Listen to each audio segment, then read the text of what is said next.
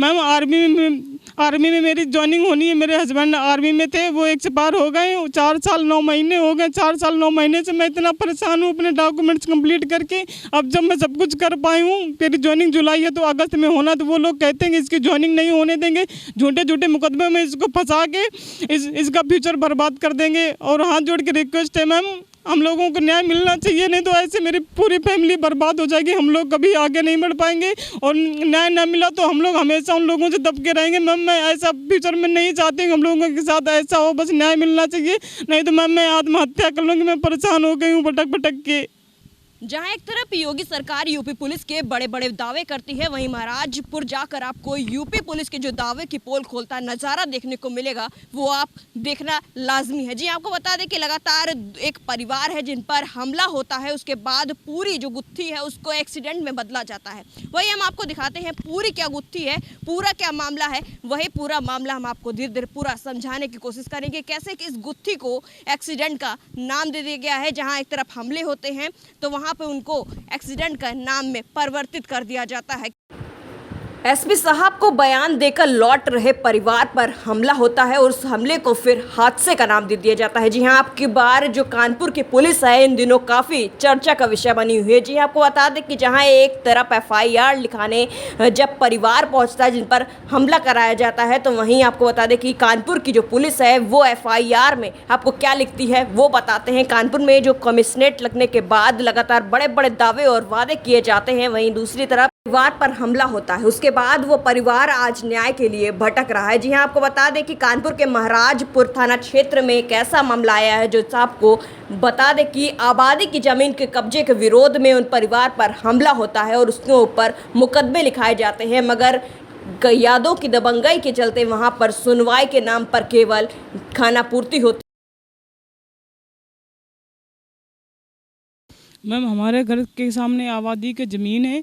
2 साल से वो लोग परेशान कर रहे थे हम लोगों को, और हम लोग जब से उसकी नींव खुदी थी तब से स्टार्टिंग से एप्लीकेशन देते आ रहे हैं। पुलिस उसकी कोई भी कार्रवाई नहीं कर रही है। एप्लीकेशन देते देते 2 साल पूरा हो गया है। उन लोगों ने आबादी की ज़मीन पे दुकानें बना करके खड़ी रखी हैं। जब हम लोगों ने वो लोग लिंटर नहीं डाल पा रहे, जब हम लोगों ने ऑब्जेक्शन किया लिंटर आप लोग नहीं डाल पाओगे, तो वो लोग हम लोगों को मारने की धमकी देते हैं, बोलते हैं तुम लोगों को मरवा देंगे, एक्सीडेंट करवा देंगे। ये शिकायत मैंने थाना दिवस में शनिवार को वहाँ पे एप्लीकेशन दी। एप्लीकेशन को हम लोगों के बयान देख के उन लोगों ने कहा, वहाँ पे CO SO सब लोग थे, उन लोगों ने कहा इन लोगों के खिलाफ SC/ST मुकदमा दर्ज कर दो। जब SC/ST का मुकदमा दर्ज हुआ तो हमारे जो विपक्षी हैं उन लोगों ने झूठे मुकदमे हम लोगों के खिलाफ लिखवा दिए गए, ताकि हम लोगों के SC/ST का मुकदमा ना लिख पाए। इसके बाद हम लोगों की कोई सुनवाई वहाँ पे नहीं हुई। हम लोगों ने वहाँ पे जाके कमिश्नर साहब के यहाँ पे जाके एप्लीकेशन दिया कि सर महाराजपुर थाने में ऐसा ऐसा हो रहा है, हम लोगों की कोई सुनवाई नहीं हो रही है। 2 साल हो गए एप्लीकेशन देते देते। तो सर ने फ़ोन किया वहाँ पे SO साहब को कि ठीक है, इन लोगों की कंडीशन देख के इन लोगों का मुकदमा लिखा जाए। हम लोगों का लिखाया गया एप्लीकेशन। वो लोगों को पैसा भर के हम लोगों की जो भी कार्रवाई होती है वो लोग दबा देते हैं। 14 तारीख को हम लोग SC/ST मुकदमे के बयान के लिए CO साहब के यहाँ बुलाया गया। हम लोग बयान दे के वापस आ रहे थे। 500 मीटर की दूरी में संतोष यादव, अवधेश यादव, महेंद्र यादव और सुशील यादव, गुलशन यादव, इन लोगों ने मिलकर हम लोगों का एक्सीडेंट करवा दिया। हम लोगों ने सूचना चौकी में दी कि सर आपके यहाँ से बयान दे के मैं वापस आ रही थी तो हम लोगों का एक्सीडेंट करवा दिया गया है। 2 सिपाही वहाँ पे गए, हम लोगों को देखा, इतनी भयंकर गंभीर चोटों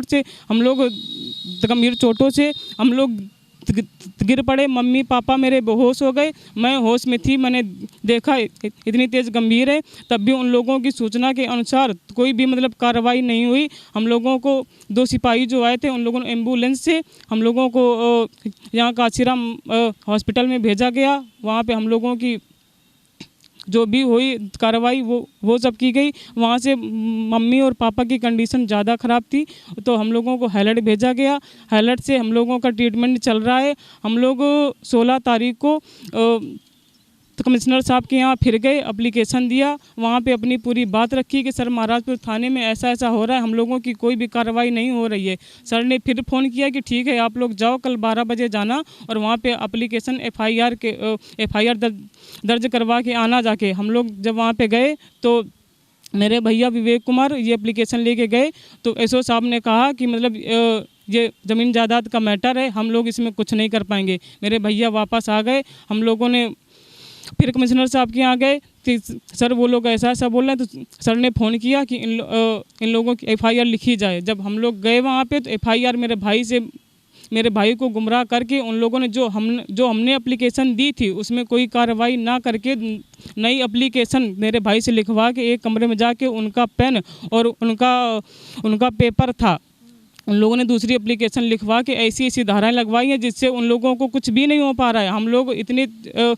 मौत के मुंह से सर बाहर आए हैं और हम लोगों की कहीं पर भी नहीं सुनी जा रही। थाना पुलिस जाओ, वहाँ पे सब पैसा खा के रखे हैं, कहीं कोई सुनवाई नहीं करता है। हम लोग इतना परेशान हो चुके हैं और हम लोग एससी समाज से हैं, वो लोग यादव हैं। एससी समाज से होने के पर्पज़ से यादव लोग हम लोगों को बहुत ज़्यादा दबा के रखना चाहते हैं कि इनका फ्यूचर बर्बाद करो, इन लोगों को गाँव से निकालो, ये लोग कुछ कर ना पाएँ।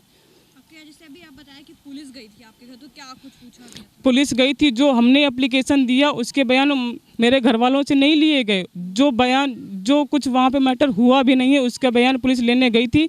दीदी से मेरी पूछा गया कि यहाँ पे 4 बजे झगड़ा हुआ है। दीदी ने मेरे कहा 4 बजे झगड़ा नहीं हुआ है और 2-3 दिन पहले मेरी बहन के साथ मारपीट हुई थी। मेरे मम्मी पापा थे, वो भी बुरी तरह से घायल हो चुके हैं। तो पुलिस बोली इसमें हम ये बयान आपसे नहीं पूछ रहे, जो मैं बोल रहा हूँ उसके बयान दो आप। तो मेरी बहन ने कहा जब जो कुछ हुआ नहीं है उसके बयान मैं कैसे दे दूँ।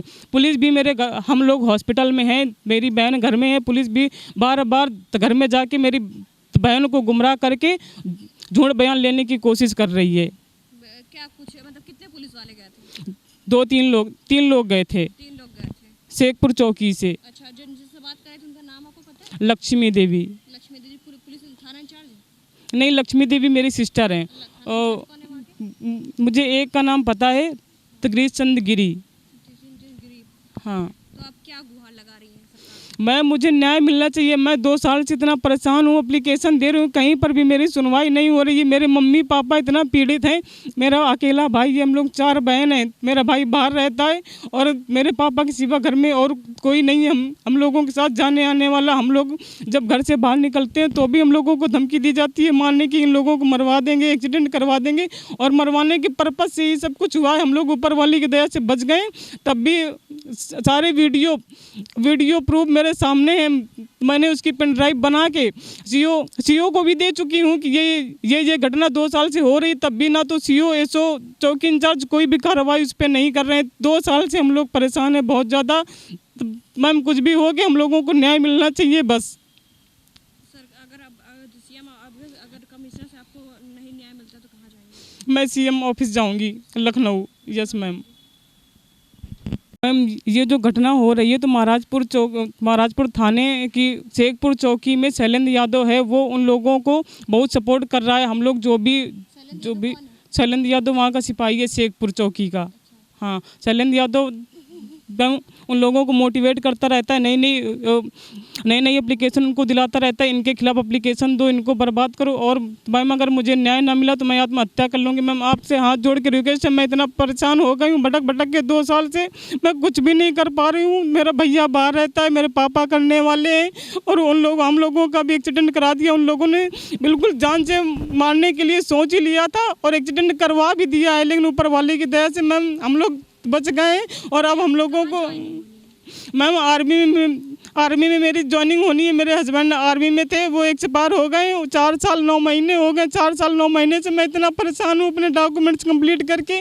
अब जब मैं सब कुछ कर पाई हूँ, मेरी ज्वाइनिंग जुलाई है तो अगस्त में होना, तो वो लोग कहते हैं कि इसकी ज्वाइनिंग नहीं होने देंगे, झूठे मुकदमे में इसको फंसा के इसका फ्यूचर बर्बाद कर देंगे। और हाथ जोड़ के रिक्वेस्ट है मैम, हम लोगों को न्याय मिलना चाहिए, नहीं तो ऐसे मेरी पूरी फैमिली बर्बाद हो जाएगी। हम लोग कभी आगे नहीं बढ़ पाएंगे और न्याय ना मिला तो हम लोग हमेशा उन लोगों से दबके रहेंगे। मैम मैं ऐसा फ्यूचर में नहीं चाहती हूँ हम लोगों के साथ ऐसा हो, बस न्याय मिलना चाहिए, नहीं तो मैम मैं आत्महत्या कर लूँगी। मैं परेशान हो गई हूँ भटक के।